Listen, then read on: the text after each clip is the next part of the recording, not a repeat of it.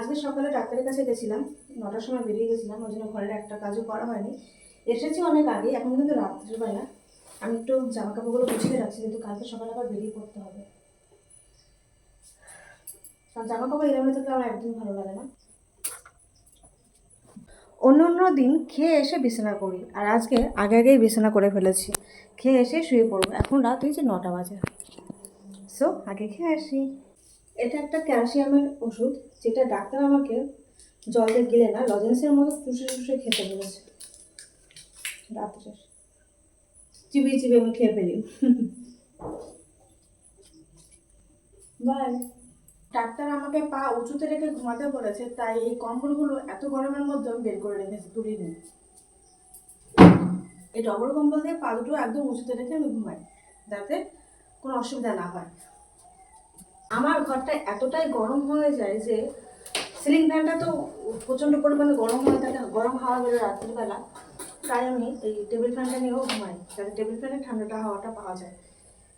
সকাল থেকে আমার বিছানাটার এই অবস্থা। আমার সকাল থেকে প্রচণ্ড পরিমাণে শরীর খারাপ ছিল। এখন দুপুরে 12:30 বাজে। এখন আমি শুয়েই ছিলাম সারাদিন ধরে। তাই এখন একটু ঘরটা ফ্রেশ করে তারপরে আমি যাব নিজে ফ্রেশ হতে। এই যে এমনকি আমি ঘর ঝাড়ু দিইনি। চলো একটু একটু করে কাজ করি এবং তোমাদের সঙ্গে শেয়ার করি। 3-4 দিন আগে বাড়িতে অনুষ্ঠান ছিল, আর সেই ফুলগুলো এখনও এইভাবে পড়ে আছে। কেউ সরায়ও নি, গোছায়ও নি, পরিষ্কারও করেনি। এখন আমিই করছি।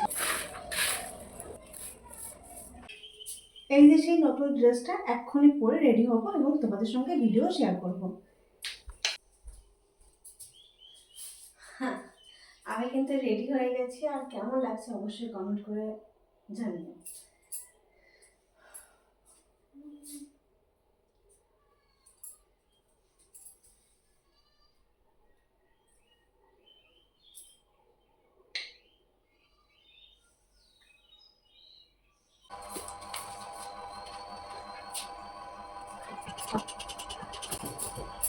তো আমি নিচে মধ্যেই পারি না, প্রচণ্ড কষ্ট হয়, যার জন্য পা দিয়ে তুলে নিই।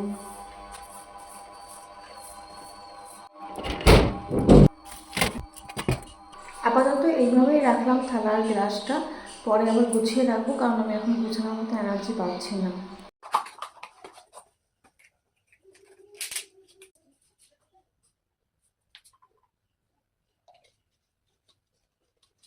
এখন রাত বাজে 9:15, খাওয়ার টাইম হয়ে গেছে রাত্রে।